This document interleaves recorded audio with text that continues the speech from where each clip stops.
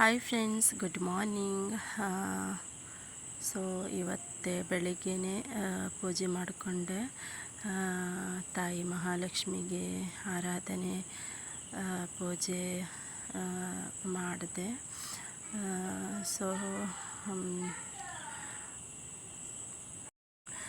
So ನೋಡ್ತಾ ಇರ್ಬೋದು ನೀವು, ತಾಯಿ ಮಹಾಲಕ್ಷ್ಮಿ ತುಂಬ ಚೆನ್ನಾಗಿ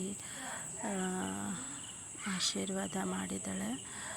ನನಗಂತೂ ಖುಷಿ ಆಯಿತು ಫ್ರೆಂಡ್ಸ್.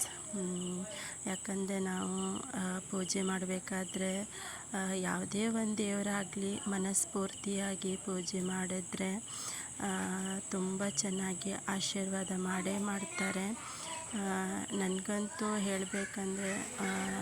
ನಾನಂತೂ ಹೇಳಬೇಕಂದ್ರೆ ಮನುಷ್ಯರ ಹಿಡಿಯೋ ಬದಲು ದೇವರನ್ನು ಅಂದರೆ ಮನುಷ್ಯನಿಗೆ ಟೈಮ್ ಕೊಡೋ ಬದಲು ಸ್ವಲ್ಪ ಹೊತ್ತು ದೇವ್ರ ಜೊತೆ ಕೂತ್ಕೊಂಡು ದೇವ್ರ ಜೊತೆ ಸ್ವಲ್ಪ ಮಾತಾಡೋದು, ಹಾಗೂ ಅವ್ರದ್ದು ಶ್ಲೋಕ ಹೇಳೋದು, ಭಜನೆ ಮಾಡೋದು, ಹಾಗೆ ಅದರಲ್ಲಿ ನಮಗೊಂಥರ ಖುಷಿ ಬರುತ್ತೆ, ಒಂಥರ ಪಾಸಿಟಿವ್ ವೈಫ್ ಬರುತ್ತೆ. ಹಾಗೆ ಒಂಥರ ತುಂಬಾ ಆ ದಿನ ಖುಷಿಯಾಗಿರುತ್ತೆ. ಸೊ ನನಗೂ ಹಾಗೆ ಮಾಡೋದಂದರೆ ತುಂಬಾ ಇಷ್ಟ. ಯಾಕಂದರೆ ನಾನು ಮನುಷ್ಯನಿಗೆ ಅಟ್ಯಾಚ್ಮೆಂಟ್ ಆಗೋದಂತೂ ತುಂಬಾ ಕಡಿಮೆ ಫ್ರೆಂಡ್ಸ್. ಯಾಕಂದರೆ ನಾನು ಜಾಸ್ತಿಯಾಗಿ ದೇವರಲ್ಲಿ ಅಟ್ಯಾಚ್ ಆಗಿದ್ದೀನಿ.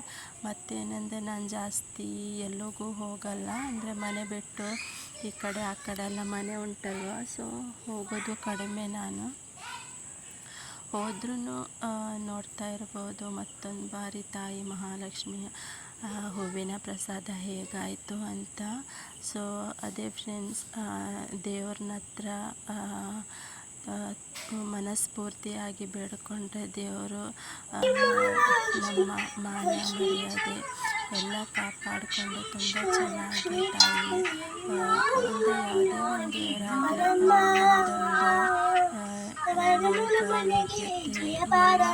ಅವರು ಕಾಪಾಡಿ ಶ್ರೀ ಮಹಾಲಕ್ಷ್ಮೀ ನಮಃ.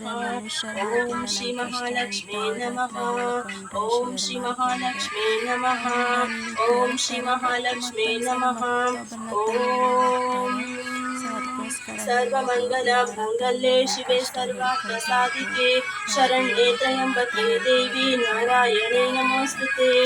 ಓಂ ಸರ್ವಮಂಗಲ ಮಾಂಗಲ್ಯೆ ಶಿವೆ ಸರ್ವಾರ್ಥ ಸಾಧಿಕೆ ಶರಣ್ಯೆ ತ್ರ್ಯಂಬಕೆ ದೇವಿ ನಾರಾಯಣೇ ನಮೋಸ್ತುತೆ. ಓಂ ಮಹಾಲಕ್ಷ್ಮೀ ನಮಃ. ಓಂ ಶ್ರೀ ಮಹಾಲಕ್ಷ್ಮೀ ನಮಃ. ಓಂ ಶ್ರೀ ಮಹಾಲಕ್ಷ್ಮೀ ನಮಃ. ಓಂ ಶ್ರೀ ಮಹಾಲಕ್ಷ್ಮೀ ನಮಃ. ಓಂ ಶ್ರೀ ಮಹಾಲಕ್ಷ್ಮೀ ನಮಃ.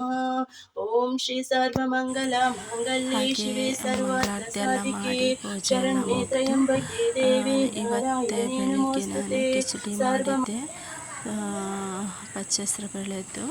ಸೊ ಅದೆಲ್ಲ ಮಕ್ಕಳಿಗೆ ತಿನ್ನಿಸಿ ಆಮೇಲೆ ಮಕ್ಕಳಿಗೆ ರೆಡಿ ಮಾಡಿಸಿ, ಹಾಗೆ ಮಕ್ಕಳು ರೆಡಿ ಆದರು. ಮಮ್ಮಿ ಬಾಯ್ ಅಂತ ಹೇಳ್ತಾ ಇದ್ರು, ಬಾಯ್ ಅಂತ ಹೇಳಿದೆ. ಓಕೆ.